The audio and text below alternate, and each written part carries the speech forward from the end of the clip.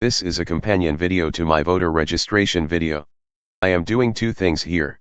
First, I am explaining how I set up my table based on the Thirdway table provided. Then I am going to explain a correction to my data in my first video. I found this table from Thirdway, which links to each site it got its data from. I could not use this chart as is. First, you need to understand how this table works. The columns do not add up to the totals.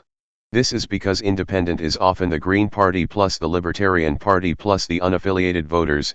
All other minor parties are ignored, so I've included these parties under other when I recreated the table.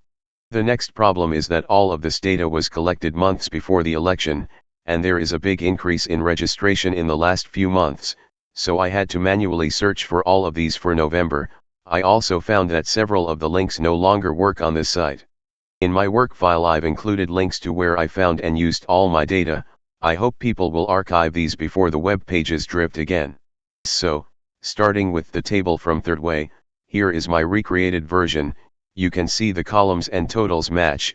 All I did was add the other column for the unincluded minor parties. Next I'm going to compare this to my adjusted graph. I tried to match the method of this table with some discrepancies. In the spanning months, an additional 7 million more people registered. States like New York and California see a massive jump in registered voters because they were only including active registered voters. Doing this makes sense. Using the active voters is better data, but only 5 states clearly offer the distinction. The rest are inconsistent on separating active from inactive voters, often not specifying. In order to keep the numbers more consistent, I included non-active voters as well.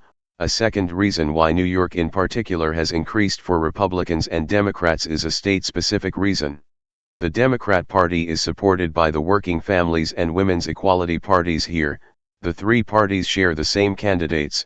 Conversely, Republicans are supported by the Conservative Party.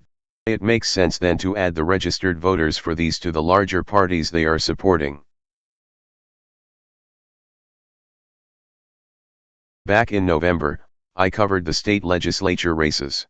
On the right is what I got at the time. I reran the data for this video and got the results on the left. There are 3 changes that led to these different results. The first is that the before should match for both. This is the seats before the election, that should be static. I accidentally included the Michigan Senate race when I was counting. So the new number is the correct before. The after change is the same amount as well when I remove the Michigan Senate race. The second change made is that the other category has been almost cut in half. This is because in my first video, I had included vacancies in the category. Now it's just independents. Both of these changes do not affect the net result, but this is different from what I reported previously as well. The third change is time passing. The results are more finalized now. Some seats have flipped back during the counting process.